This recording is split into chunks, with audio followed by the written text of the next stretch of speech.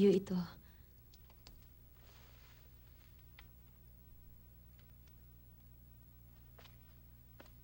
Ah, nung minsan hindi ba?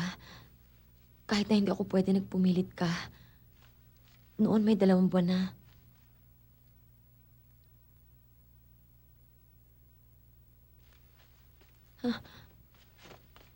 Iyo ito, Amado. Maniwala ka, please.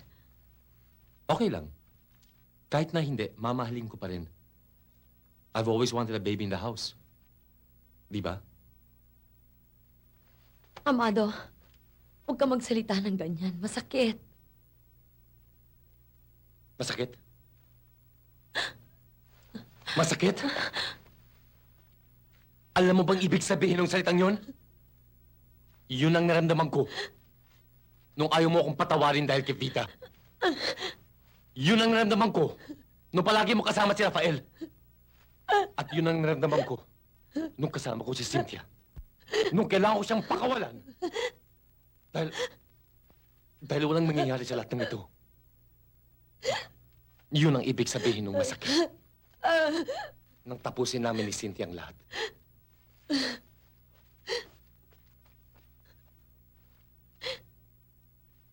Cynthia? Minahal mo si Cynthia? Oo. Oo, minahal ko si Cynthia. Kahit konti. Kahit sandali. At hindi ko'y kinahihiya yun. Iba si Cynthia.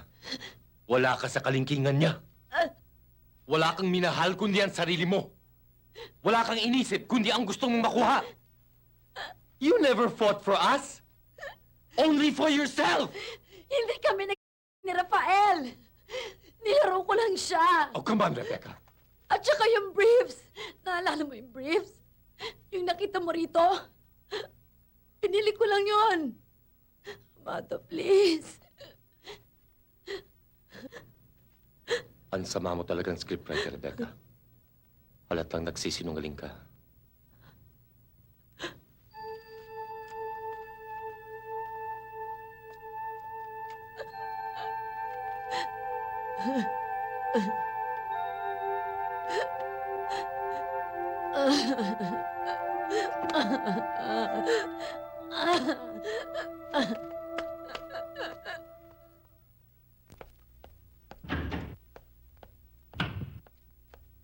Kelly.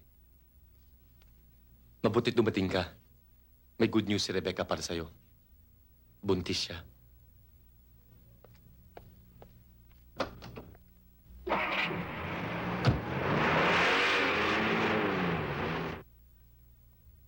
Alam na ba ni Rafael ito?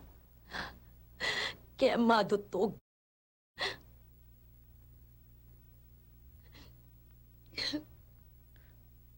Sigurado ka? I never went to bed with Rafael, you...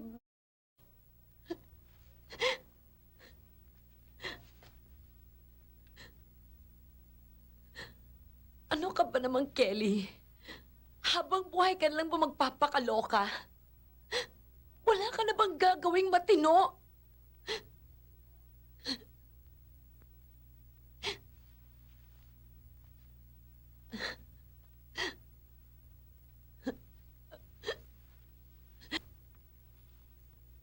Mahal muli si Amado? I never stopped loving him. Ano ka ba? Kahit naman ganito ako, hindi ko magagawang pumatol sa iba. Mahal ko ang asawa ko, Kelly. Ang asawa kong gustong-gustong magkaanak.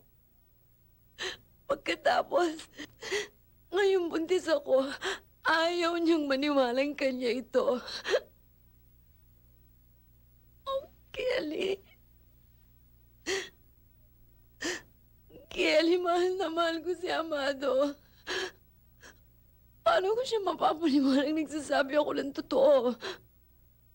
Anong gagawin ko, Kelly? Help me, please. Dito ka lang. Don't leave, Rebecca. Okay? Okay.